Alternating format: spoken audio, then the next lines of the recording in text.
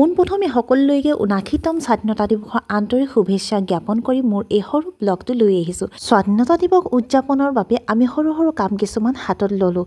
তাৰ বাবে art and ক্ৰাফ্টৰ কাম ল'লোঁ। ইয়াত মই প্ৰস্তুত কৰিব লৈছোঁ কাগজেৰে এজনী ময়ূৰ চৰাই আৰু ময়ূৰ চৰাইজনীৰ ৰং হিচাপে নিৰ্বাচন কৰিছোঁ জাতীয় পতাকা ৰং।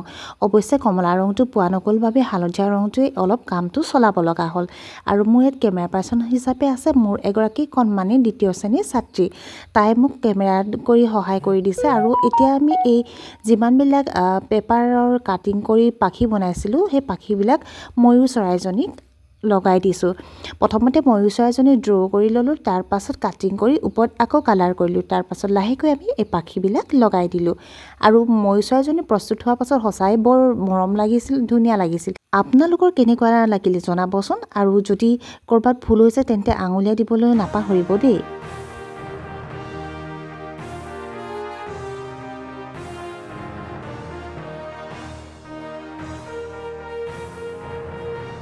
দ্বিতীয়টো কামৰ বাবে আমি চাউল ৩ কাঁহী যুগুতাই ল'লোঁ আৰু এই ৩ কাঁহী 2খন কাঁহীত আমি কালাৰ কৰিলোঁ। কালাৰ হিচাপে ব্যৱহাৰ কৰিছোঁ হালধি গুড়া, লগত পানী অলপ দি মিক্স কৰিলোঁ।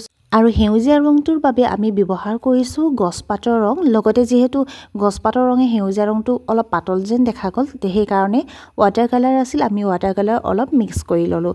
আৰু আমাৰ অকণমান চাউল নীলা ৰঙে প্ৰস্তুত কৰি লোৱা হ'ল। আৰু এনেকৈ আমাৰ 4 ৰঙৰ চাউল প্ৰস্তুত কৰি লোৱা হ'ল। এতিয়া কাম হৈছে এই চাউলখিনি ব্যৱহাৰ কৰি আমি এটা ধুনীয়া ৰংগলী প্ৰস্তুত কৰা। ঘৰতে সহজতে পাব পৰা, অৰ্থাৎ ঘৰত নহ'লে আমাৰ বৰ্তমান বিদ্যালয় সহজে পাব পৰা সামগ্ৰী আমি প্ৰস্তুত কৰি উলিয়ালোঁ। এই 3 ৰঙৰ চাউল আৰু আমাৰ ৰংগলী প্ৰস্তুত হৈ গ'ল। ৰঙীন চাউলবোৰ দেখিবলৈ ধুনীয়া লাগিছে নহয়নে? এতিয়া মই তেওঁলোকৰ সহায় কৰিবৰ বাবে মজিয়াতে ড্ৰ কৰি দিছোঁ এটা চাৰ্কেল, আৰু তাতে আমি স্বাধীনতা দিৱসৰ লগত সংগতি ৰাখি এটা ৰংগলী প্ৰস্তুত কৰিম। আৰু মই তেওঁলোকক অলপ গাইড কৰি দিছোঁ, বাকী কামখিনি ছাত্ৰ ছাত্ৰীসকলে নিজে কৰি উলিয়াব। এয়া তেওঁলোকক শিকোৱা ধৰণে তেওঁলোকে চাউলবিলাক এই চিনবিলাকৰ ভিতৰত দি গৈছে, যাতে তেওঁলোকৰ কামবিলাকত বিশৃংখলতা নাহে, সেইকাৰণে অলপ ধুনীয়াকৈ চাই দিছোঁ। আৰু সুন্দৰকৈ তেওঁলোকে কামবিলাক কৰিছে, লগতে কামবিলাক কৰিও তেওঁলোকে মনত বহুতেই আনন্দ লাভ কৰিলে।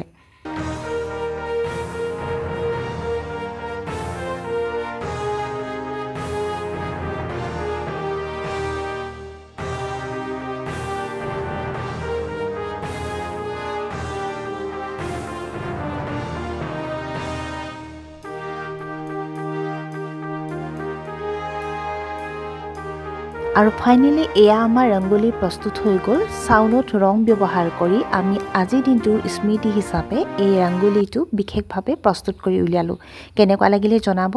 লগতে ছাত্ৰ ছাত্ৰীসকলৰ মাজত কুইজ প্ৰতিযোগিতা অনুষ্ঠিত কৰা হৈছে। ছাত্ৰ ছাত্ৰীসকলক 4টা দলত বিভক্ত কৰা হ'ল আৰু তেওঁলোকৰ মাজত কুইজ প্ৰতিযোগিতা অনুষ্ঠিত কৰা হ'ল।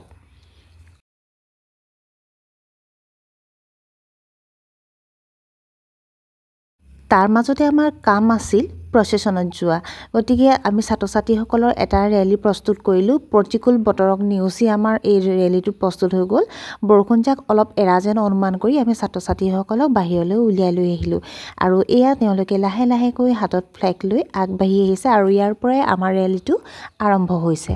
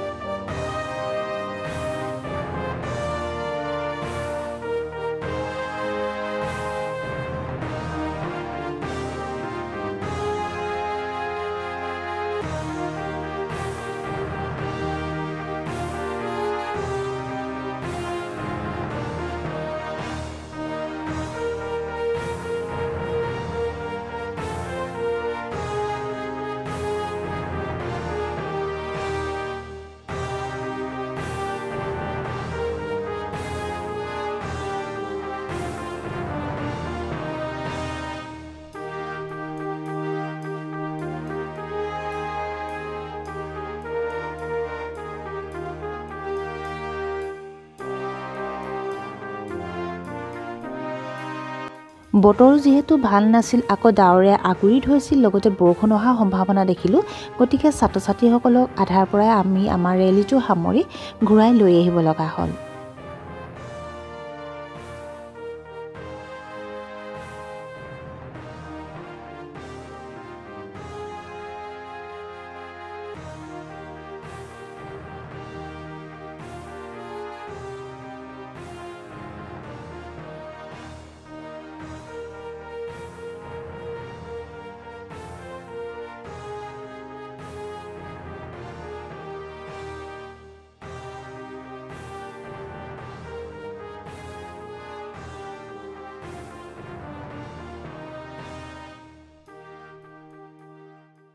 আৰু সদৌ আজি বিদ্যালয়ৰ পতাকা উত্তোলন কাৰ্যসূচী সম্পন্ন কৰা হয়। পতাকা উত্তোলন কৰিছে বিদ্যালয়ৰ প্ৰাক্তন সভাপতি মহোদয়ে।